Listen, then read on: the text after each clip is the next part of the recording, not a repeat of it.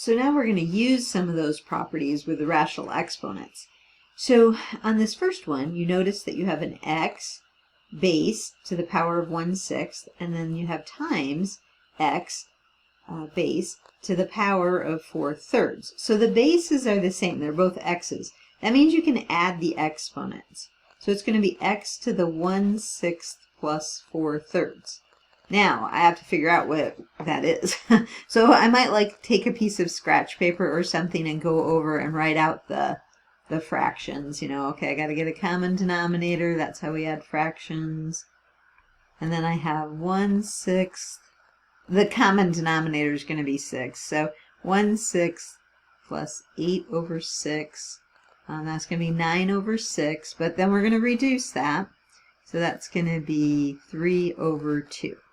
And so I'm going to write my answer as x to the power of 3/2. Now, hopefully that all makes sense to you. It's a little bit of work with the fractions, but you just write it out and you'll get it. You might say, well, do I want to leave it as a rational exponent or do I want to put it in the radical notation? It doesn't really matter. Generally, when we start out with rational exponents, we're going to leave our answer with rational exponents. But you could, I'm going to put a box around this because this is how we would normally leave it. Or you could write that as the square root of x cubed. No, don't do that. So you can. It requires more knowledge though, so don't do that. We'll learn how to do that, but well, actually we have learned how to do that, haven't we? So the square root of x cubed. You'd have to simplify that. So you'd have to make it x, because there's enough x's to get one out. So you could do it like that. So it's a little more work if you do it that way. I would just leave it with the rational exponent. A lot of times they'll tell you which form they want it in, but those are the same thing. Okay. I forgot you knew that already. All right.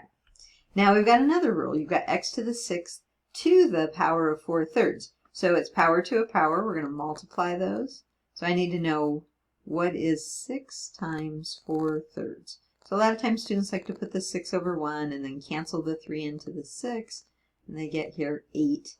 You can put 8 over 1, but that's just 8.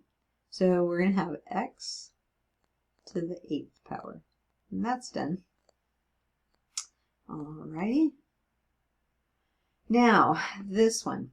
So you have x to the 2/3 divided by x to the 5/3. So the rule for division, if the bases are the same, you can subtract those exponents. So it's x to the 2/3 minus 5/3. But then you have common denominators, but that's going to make it x to the negative 3/3, right? If you subtract that, it's going to be negative.